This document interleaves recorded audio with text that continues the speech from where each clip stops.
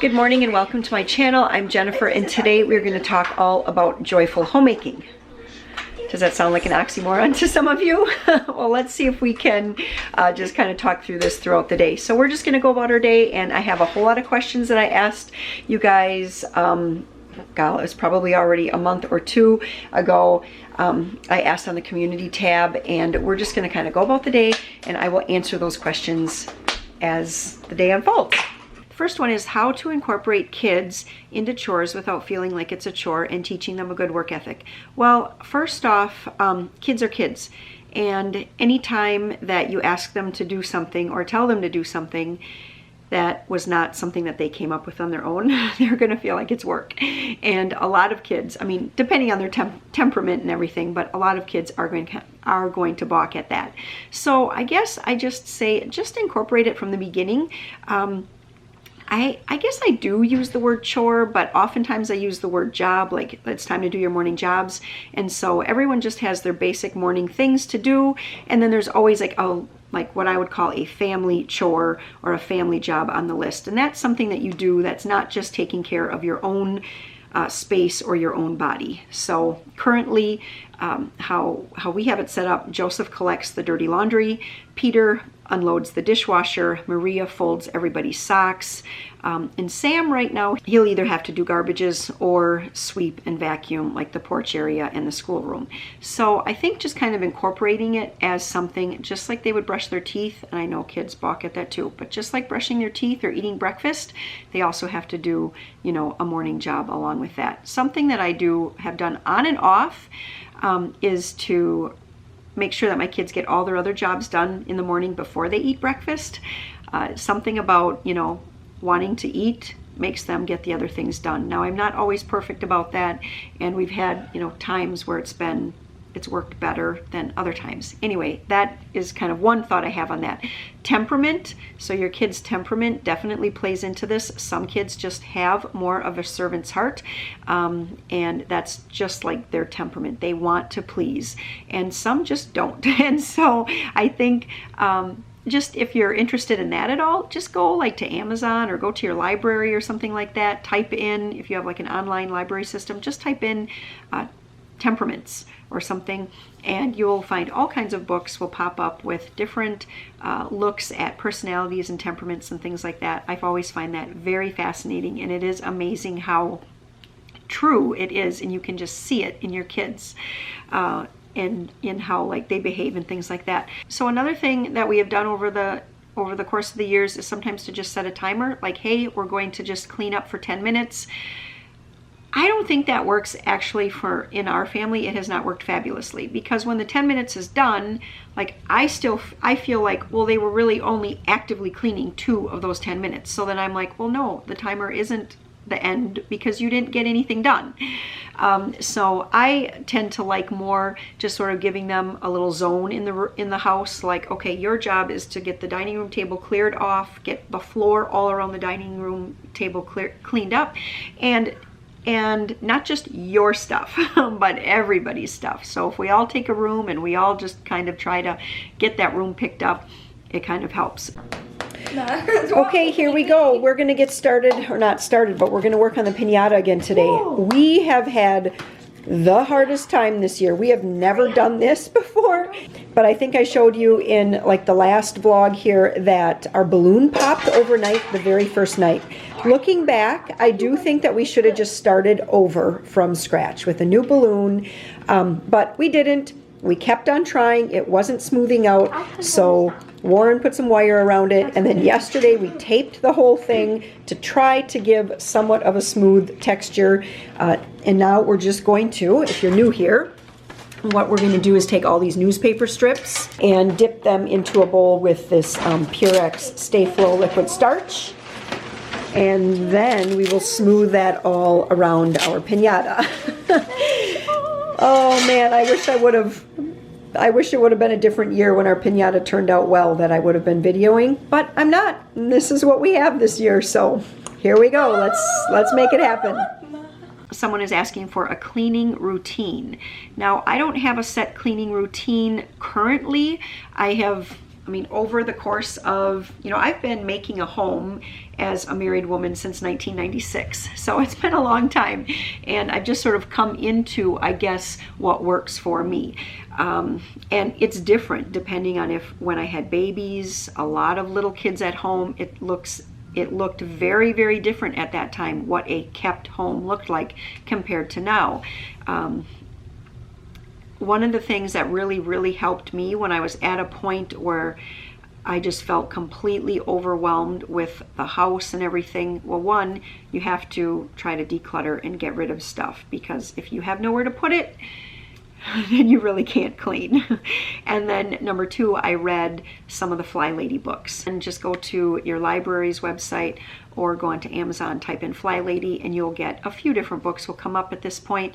And I always thought that she had some great ideas. I never followed it perfectly to a T, but I did do a lot of her systems. Like, she has something called, I think she calls it the Monday Home Blessing, or the Monday, I think it's just called a home blessing, and it's like a 15 or 20 minute time where you just kind of go about, and I want to say there's 5 or 7 different things you do, and you don't do them perfectly, but you just do them. And it's amazing doing those things once a week, like dusting flat surfaces, emptying garbages, wiping down entry door windows, just little things like that.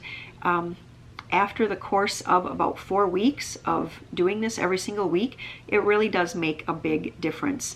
And it's just kind of all about just kind of keeping at it. Now, I have kept a number of her principles over the years just because they seem to work. So that's what I would recommend if you're really looking for a cleaning routine, is to truly just read over the Fly Lady books and incorporate some of those things. Like she has her daily checklists, I think they're called, like a morning checklist, and then she has an evening checklist.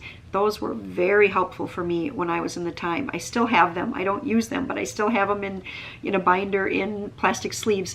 But those were very helpful for me when I had a lot of little kids at home and my brain was just completely overwhelmed with just everything, and extremely, just always tired and always just overwhelmed. And so that really helped to keep me kind of on track. Also, I just want to say, just accept your abilities. So some of us are just going to be better at certain things. You may be excellent at floors. You know what? Keep your floor spotless. If you're excellent at dusting, keep your house dusted. We all have things that we are good at and we enjoy, and I say just do that. I mean, obviously you have to do the other things at some point, but just accept that you have abilities in some areas. Like, I do not have a great ability to keep my ceiling fan blades clean. Every time I look at them, they're always dusty. I'm not talking like, oh, there's a little dust. No, the whole edge is like a 1/4 inch of fur. And it's on the list. It's always on the list to do, but it's just the thing that always goes by the wayside. So just really accept your abilities. Here we go. I love homemaking and I absolutely want to be a homemaker, but I honestly don't know where to start. I say start with what you love. If you are living in a home and you are the person, even if you're single at this point, and you obviously are the main person in that home taking care of it, start with what you love. If you love home decor, or you love cooking, or you love cleaning certain areas, or you love laundry, start with what you love and really just enjoy that. And I think you'll find that other things will gradually follow. If you love cooking but not dishes, you're eventually going to start to find joy in getting those dishes done because it allows you to cook more. If you enjoy home decor but you don't really enjoy dusting, you're going to enjoy your home decor more once you start to put the time into dusting, because it just makes the home decor look that much nicer. So I say just start with what you love and eventually the rest will follow. Could you do a video on crock-pot kid-friendly recipes that you have found your children enjoy? Yeah, that's a great idea. I should do that. I do have a crock-pot video out there, and I think most of those recipes my kids enjoy. I will link that recipe in the description, or that video in the description box below. That was quick. Let's do one more. I love homemaking but find myself overwhelmed and not able to stay on top of things. Please share some tips to help keep things in order. So first off, I would say keep a notebook that's just specifically a notebook for lists. Not a whole lot of different notebooks, that is not helpful, but if you just keep one, small, even if it's just one of those little tiny notepads, and just always put everything on there that you can think of that needs to be done. If you're doing something and you're like, oh my gosh, I need to send a birthday card to someone, go write it on that little list. Oh my goodness, I need to get the bugs out of that window tract in so-and-so's bedroom, write it on the list. You may not do it that day, you might not even do it in a week, but eventually you'll get to it on your list, or you'll say, like what I like to do is when I have a list like that, and let's say I only have like 10 minutes of free time, I just quick look down that list and I say, what can I actually do in this 10 minutes? And I just pick whatever thing on there I can do, and I do it, even if it's the thing I don't want to do. But it makes you feel so much better. And sometimes the overwhelm comes from just not tackling the things. At least I know it's for me.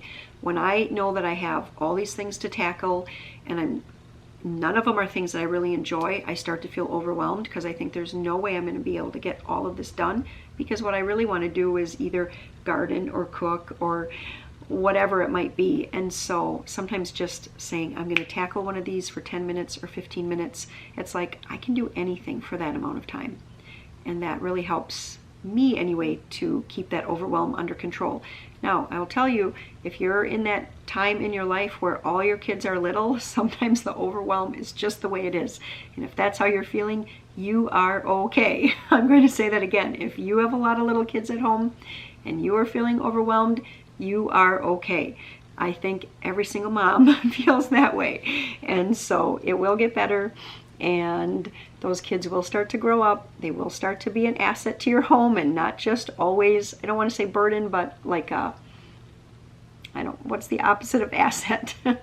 They will not just be needy. They will eventually start to become someone who can help you out, someone who can rinse some dishes, or somebody who can help you put some washcloths away. Something, even the littlest task, can be helpful. So just stick with it. So I did have a question later on the list about the stovetop and how I keep my stovetop clean.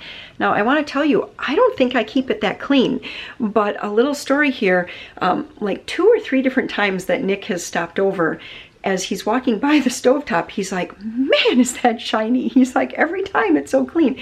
But I don't think it is. I'm like, you need to turn the lights on or something, or get some new glasses, because it really isn't that clean. But I guess I just tend to wipe it down like at least once a day. I wipe the stovetop down. It doesn't get all of the funk, but I do wipe it down. But I did try this. So I thought, let's give some oven cleaner a try. Maybe that would help. See, that's what I'm talking about. All of that stuff that gets kind of like cooked on. But honestly, if you use a little Windex and you don't get everything off, but you just shine it all up, it does hide a lot of that and just gives it a nice shiny look. So I'm gonna try. This has been on for probably probably a half an hour already. So I'm gonna see if some of that comes off easily by using this oven cleaner. Okay, so I just read the back of the that spray can, and it does say this was supposed to sit for 6 hours. That's interesting. We're just going to see. I have one of these. We just always have called this the fingernail. Came from Pampered Chef, but I've seen them now in stores too. It's just a nice hard scraper.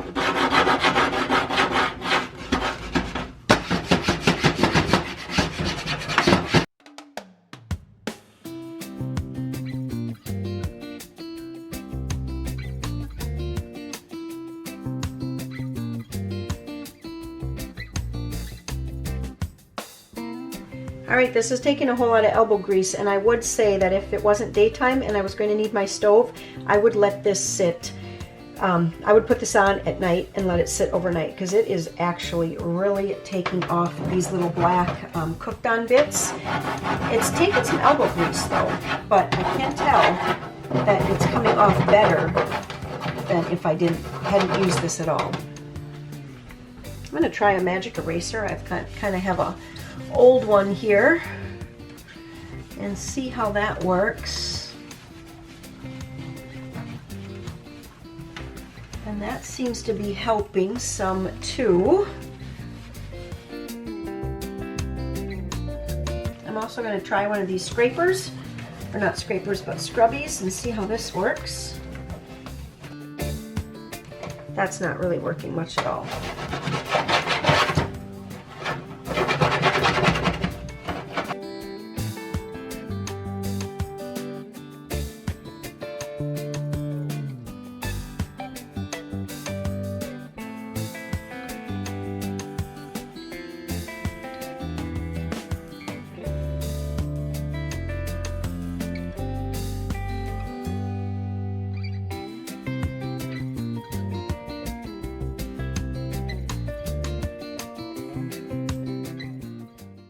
All right, so I'm just going to give you guys a whole look at this without all of the, burners and everything on.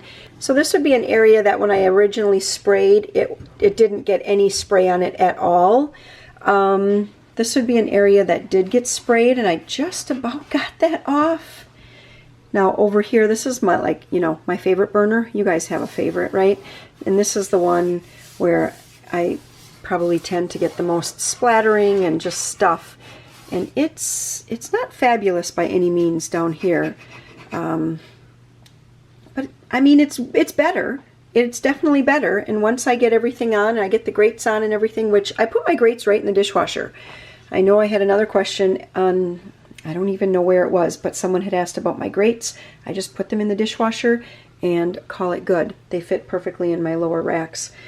I was actually really surprised. Okay, I couldn't get that off right there either.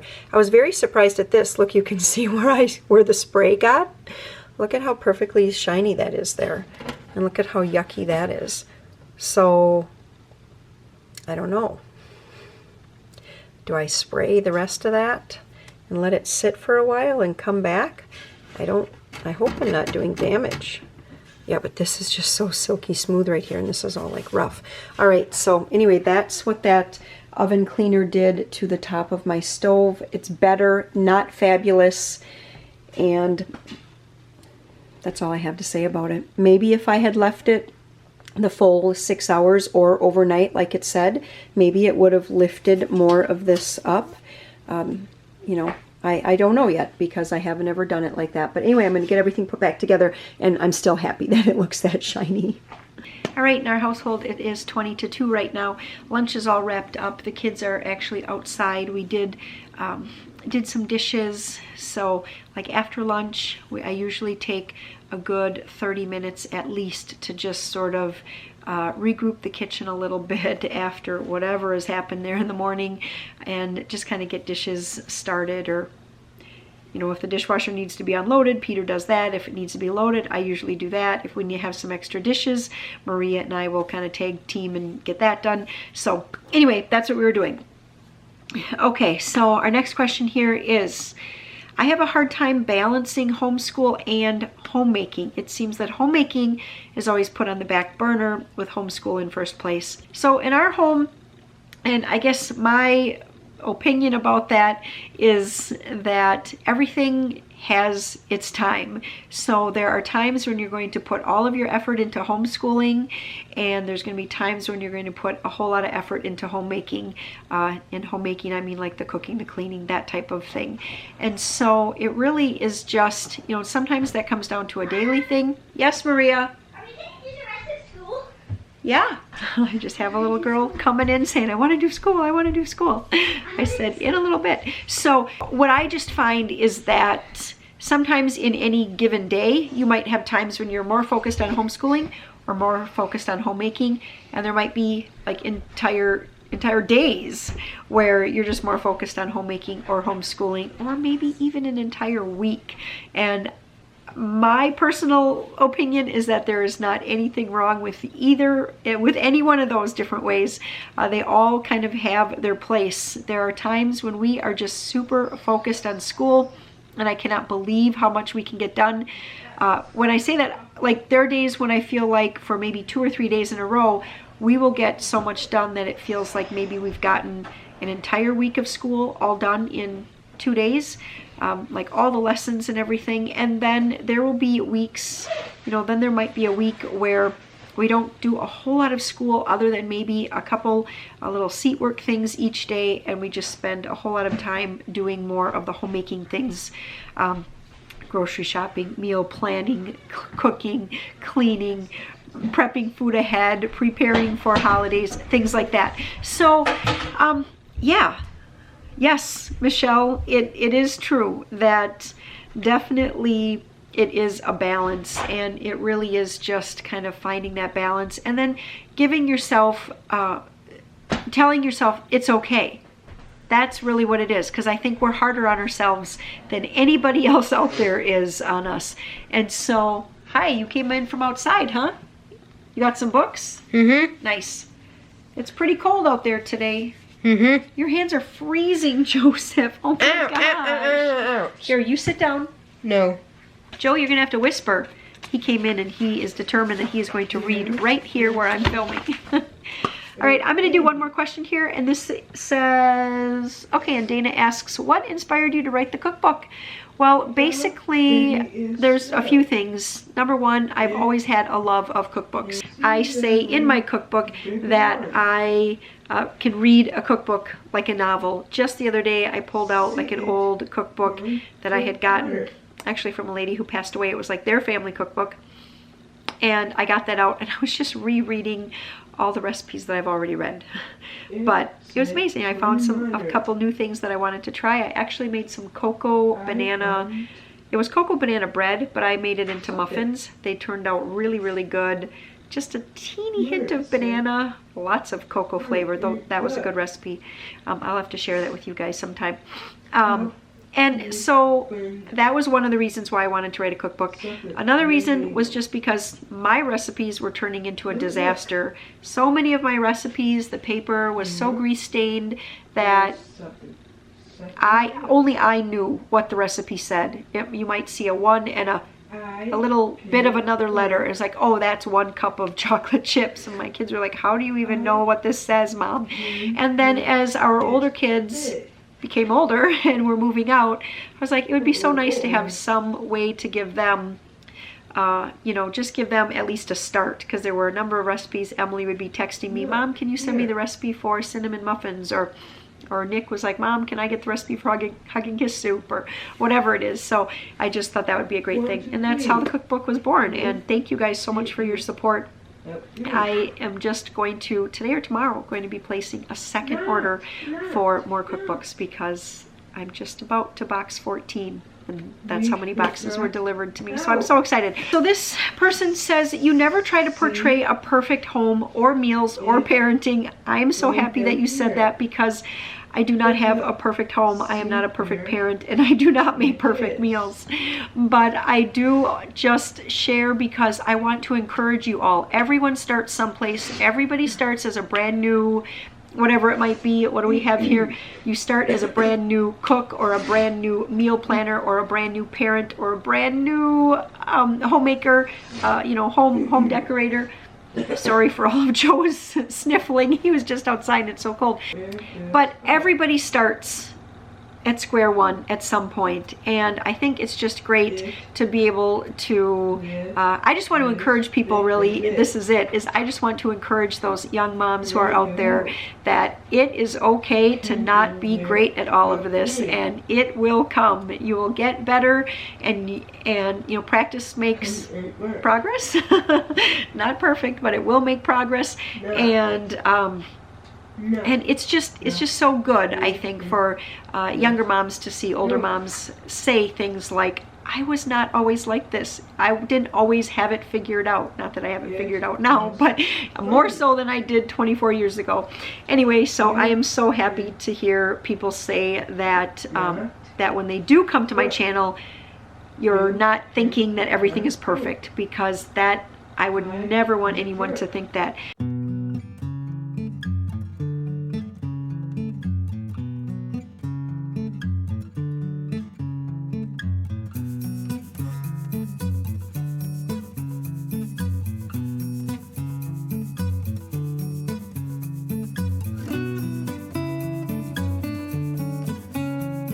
So as I put together this hamburger potato casserole, which again, this is a recipe that is in my cookbook, I just wanted to talk about this comment. It says, love them in ways they need because each individual's needs change daily. And you know, that is just so important with homemaking. And that I think is probably the part that is the most overwhelming, is that it's not only are you providing for the like physical type of needs, keeping the home clean and, you know, sanitary, providing food for your family, you know, laundering their clothes and driving them where they need to go, and grocery shopping and taking care of maybe finances and money and budgeting and spending wisely and all of those things. But there's okay, I'm back. I was just attending to the emotional needs of a couple of children. So like I was just saying, is that is the part that is that can be, I think, for a lot of moms, can be really overwhelming. Is that not that you're just doing all of that sort of the logistics, right? But you're also doing the emotional support and all of the care to keep an infant alive, the emotional support to keep a toddler basically happy and safe, the emotional support for young children who are learning how to share and how to express their opinions. When they get to be that middle school, junior high, early teen time, there is just so much turmoil within themselves that as a mom, you know, you have to try to find ways to reach those young people and find ways to help them to see their potential and help them to feel good about themselves and all of that. And then they become teenagers and you have to help them to find their way into the adult world and into caring for themselves and all the things that come along with entering into that early adult stage. And then they become adults and they still have needs and you still want to. I'm not talking that, you know, that we don't want to provide this for our children, but I'm just saying it can be overwhelming. And so from a mom to a mom, I want you to know that you are enough. You are enough for your family. You are enough for your household. You are enough. All right, so I am going to take a little liberty with my recipe for hamburger potato casserole. And I just did these potatoes this weekend, but I really wanted to find out if this was going to be a good option for this casserole instead of always having to, those are pretty frozen, instead of always having to cut like 3 pounds. So this is my bigger bag of 2.5 pounds of hash browns cubes here. So I'm just going to put that in, and then I am going to use, I had cooked this hamburger up already specifically for this casserole. So I already have the onion in here. This is going to make it really easy to put together. I'm going to pour some of this over. I know the recipe says to do it in layers, you know, a fourth at a time. If you don't want to do that, nobody is going to know, okay? You can do it in 2 layers, 3 layers, 4 layers. I mean, heck, you could do 10 layers if you want. It's not really going to make that much of a difference. Well, the next question here is, what's your secret to beautiful complexion, hair, and makeup? And first off, there is no secret. I think if you were to see me in person, you would see that there definitely are flaws on my skin and whatnot, and I am getting gray hairs and all of that. I'm not a makeup artist by any means. With all that said though, first off, when you see me through the camera, I know what rooms in my house give me good lighting. My kitchen, I am so fortunate, is the best lighting in the whole house.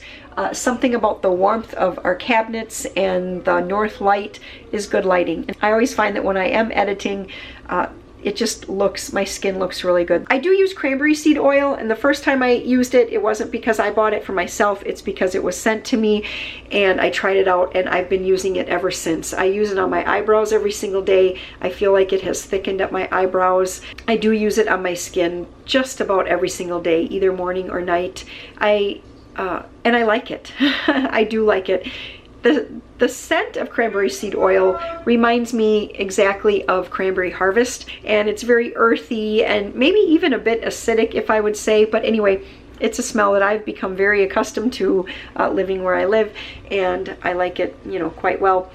And I do like the cranberry seed oil. I will say too, with the cranberry seed oil, we've actually used it on some like injuries, and we found that it works better than some of the very expensive oils and different products and creams that I had bought at like our natural food store.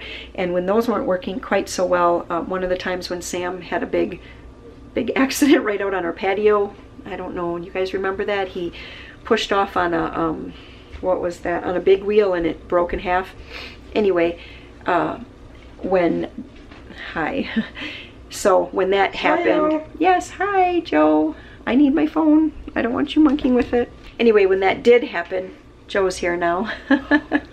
Hello there.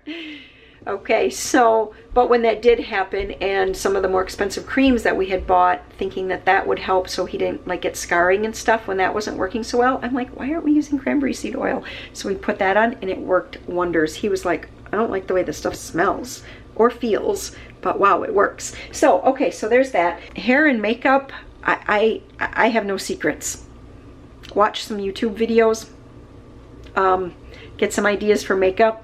I watched a video for women over 40 or 45 or women over 48 or something like that, and it said that what you should do is accentuate the part of your eye that you want to pop out with a light color. I was always kind of doing like the crease with dark. Anyway, I started doing just a light color and only one color, usually a shade of pink or cream, and that has seemed to, I think, take my makeup up a notch. And just find a good mascara that you really like. And I like this comment. She says, I treat caring for my family and making our house a home like it's my job, and strive to do the best I can do. And I just wanted to highlight that comment because that is so true. But think about if you were to go to, you know, a workplace outside of the home, how you might dress. Obviously, it's going to depend on where you're working and things like that. But that's my point. You dress accordingly to your job, and you dress so that you can get work done. So you have to decide in your own home, how is it, or when is it, when do you feel your best? When do you feel like you can get the work done? When do you feel like you're the most productive? Dress like that. However you were dressed on that day that you felt productive, dress like that again. And for me personally, I like to put some makeup on. I like to make sure my hair is combed. You know, some days it's a ponytail, some days it's just a little bit more. I mean, today I did some bobby pins and things, and I like to be dressed all the way to the shoes, and that makes me feel like I'm ready to tackle the day. And I just urge you to do the same thing. So I'm just going to reiterate it. Think back to a day when you felt very productive. Think about what you were wearing and dress like that to have the most productive day. So I do have towels that are just done, there's a washcloth, just done in the dryer. And I wanted to address the question, it just says, laundry routine, please. So basically my laundry routine is this. We have 2 laundry baskets in our house, one at the end of a hallway, and then we have one in our main bathroom. And everybody is expected, well, everyone for whom I do their laundry is expected to get their laundry into one of those laundry baskets. Every morning, Joseph collects those 2 laundry baskets and then dumps them into our other bathroom where I keep our laundry baskets and where I sort out the laundry. I've noticed now lately that Joe has been trying his hand at sorting, and so he kind of sorts laundry for me. And then I come along because part of my morning, part of my morning job or morning routine or whatever is to start laundry. I always start laundry first thing in the morning just so that I know I have it. And if I don't get anything else homemaking like done that day, I can say at least I got a load of laundry started. So anyway, then from there, I start a load of laundry every single day. And then the goal is to always fold straight from the dryer. It doesn't always happen. If it is a day where I have a lot of laundry, then sometimes and we have like a lot of other things going on, Sometimes I'll just pull it out. I have a rug right in front of my dryer, and I'll just put it on the rug, and then I just kind of let it pile up, and then maybe that night I'll work through all of the folding at once. But the goal is always to fold straight from the dryer.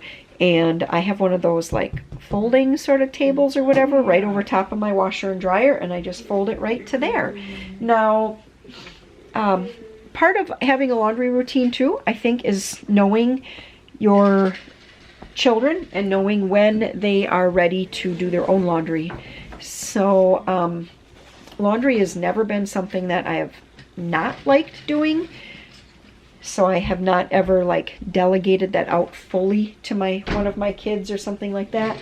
I still do the majority of the laundry, including like towels and sheets and things like that. But when they get to be a certain age, I do say, okay, it's time. And sometimes that certain age is just because they're fully mature and ready to do that, and I think that they just need to. And sometimes it's because they're not maybe respecting how I have been washing their clothes and folding them, and I say, you know what, you need to do your own. So that's just kind of how that works out. Laundry routine, I think, you know, everyone has a different personality, but I have found that the laundry routine for me is the easiest one to maintain.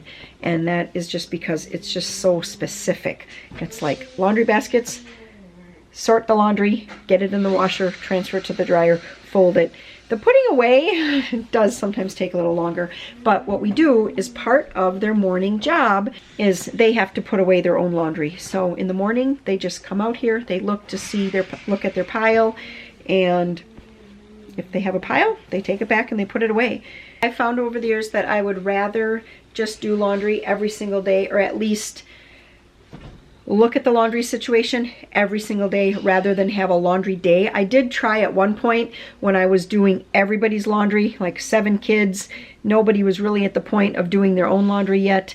And, you know, Warren and me, so I was 9 people, and I was doing all of the laundry. Sheets, towels, that was a lot of laundry at that time. And I did try because I just felt like I was not, I don't know, whatever, it wasn't working. Whatever I was doing wasn't working. And I thought, I'm going to try to have 2 laundry days where that's all I focus on. I know what was happening is that I would wash, but I would never get back to that point of cycling it to the dryer. And then I'd end up having laundry sit overnight, and then it would get stinky. So that was it. I thought maybe if I just had 2 days a week where that was what I focused on, that didn't work for me. Some people it works great for, but it wasn't my style. So I have found that just making it part of my morning routine to check the laundry situation works really, really well. All right, all that laundry is done. I did just a little bit of editing. What else did I do in the meantime here? I talked to my mom on the phone. I got out a few things for supper here tonight, like some of the little side dishes that we're gonna have, which is just cottage cheese, some leftover salad, a little leftover cantaloupe, things like that. But anyway, here's another comment that I'd like to address. I love homemaking, but I often feel I cannot give as much time as I'd like to it. And I think that is just so true. So if you are one of those women who do enjoy the homemaking, and you know, we all just have 24 hours. And so we have to find ways to split that between all the things that we like to do. And sometimes, always, there is not going to be enough time to get all of it done. And so I just say and encourage you and let you know that it is okay to let some things go undone. It just is. It's okay if it doesn't get done. Sit down, enjoy some TV time with your husband or your kids. Enjoy a walk by yourself. Do whatever it is that you find that kind of gives you some fulfillment. That's okay. It's important to do that stuff. So Tiffany is wondering about tips for avoiding homemaker burnout. I just go back to my last one. We all have so many hours in the day. It's okay if things just don't get done. It's okay if you sit down and enjoy some time doing something that you just simply enjoy. I think you will be a better homemaker in the long run because sometimes just 15 minutes, an hour, maybe 3 hours of time away from whatever it is that's causing the burnout. And then when you get back to it, sometimes you just have a fresh attitude. If the burnout is at night, I advise you to just go to bed And in the morning, things will be better. Usually in the morning, things will be better. Everything always looks better with fresh eyes, with a, after a good night's sleep. I also want to just give you just kind of a practical tip. If you're feeling a little bit in a funk, just go and do whatever it is that's your favorite thing to do. So if doing laundry is kind of a no-brainer for you, I bring that up a lot because for me it is. Maybe it's dusting, maybe it's vacuuming, maybe it's planning out your meal plan, maybe it's writing out birthday cards to people, maybe it's balancing the checkbook. Whatever it might be that brings you joy. I mean, I feel like it's safe to say that something in the homemaking realm brings everybody joy. There's something, there's at least one thing. Go and do that. Just go do that. And then you don't feel like, oh, I didn't get anything done today, and then the burnout kind of perpetuates itself and everything. Just go do what you like to do. Or like for me, I enjoy growing things, and so when I started up these, these were just like some almost rotten green onions that were in my refrigerator, and instead of throwing them out, I just kind of like, I peeled off all the yucky stuff and I put them in a fresh glass of water here, and they're growing. I just did this on Sunday, and it's Tuesday, you guys, and look at, they've already grown an inch off the top, and it's exciting. When I'm starting to feel like, oh, God, I don't want to go and tackle whatever it might be, I come over here and I look at these for a little bit, and it just brings me a little bit of joy, and it makes me feel like, you know what, there are things that I can do, and I can do well, and growing things is one of those things, and it just sort of helps to kind of rejuvenate you. I do know that not everybody that comes to my channel here is Christian, but I feel like I would be completely missing out on an entire part of the joyful homemaking if I did not address the fact that sometimes just looking to Mary, looking to other women of the Bible, looking to having a servant's heart, all of the different things that are like those Christian mindsets, all of those things can really, really be helpful when it comes to just having a joyful heart when it comes to homemaking. Okay, so now there's just a few questions that are like, I think are going to be pretty easy to answer here. So, do you only use all-purpose flour that requires baking powder and baking soda? Yes, I only use all-purpose flour, always unbleached, and I never have self-rising flour on hand. Also, do you ever freeze overly ripe bananas? Yes, I do. Look in the background, I have some overly ripe bananas right there. I made those cocoa banana muffins on Sunday, and I still have some bananas left. So if I do get them into the freezer, what I will do is I peel them, put them in a Ziploc bag, then put them in the freezer. I don't put them in just like this because I find that in order to get that peel off, you have to thaw them, and then it's just kind of a mess, and then I never use them. And the next question, it says, what is the difference between imitation vanilla and pure vanilla extract? All of the cooking experts say that pure vanilla tastes so much better. The times that I have used pure vanilla, my family oftentimes have commented that they don't really like it as well, that they would just prefer that I use the imitation vanilla. Yeah, so that's all I really have to say about that. I go back and forth. I did get a gift of some Madagascar vanilla, which I think was a pure vanilla. That I used it, nobody said anything. So maybe that was just a better vanilla than some of the other pure vanillas that I've used. And then, oh, look at this, I just addressed this. So it says, being a Catholic homemaker, how do you incorporate your faith into your homemaking? Well, I do want to say that years ago, I had kind of read about the Kitchen Madonna, and it's just a beautiful statue of Mary, and she has a broom, and does she have Jesus on her hip, or does she not? I'll insert a little picture here for you guys to see that beautiful statue. And it's not one that I have. I did have it in my Amazon cart for a long time, but it was over $40, and I just never brought myself to spend the money on that. And then when I finally thought I would, it was out of stock, and however. So anyway, but I had done some reading, and that had come up, and someone was talking about, just like looking at that and trying to emulate, what do you feel when you look at that statue, and just try to emulate that. And I guess that really hit me hard at that point. I know that I had little kids, and things were hard. There was always somebody pulling on me. I was always sleep deprived. I was always feeling like I was not enough for everybody. You are enough for everybody. So oftentimes when I'm folding laundry, I will say Hail Marys, and sometimes I offer those for different people in my family, or you know, if there's maybe a relationship between me and somebody else in our family, you know, my husband, my children, whatever, that maybe needs a little work at that on that day, I will offer those Hail Marys for them and just kind of ask for her to intercede on my behalf and to help, just basically help the day go better. And I find that sometimes just having one of those tasks, maybe it's doing dishes, maybe it's putting away, you know, maybe you find that you like putting away your family's laundry, and maybe as you're putting each person's laundry away, you can pray for them.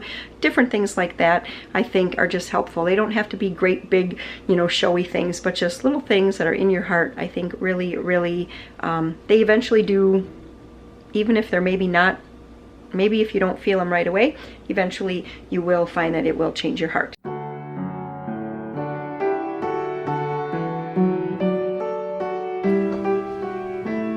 Thanks.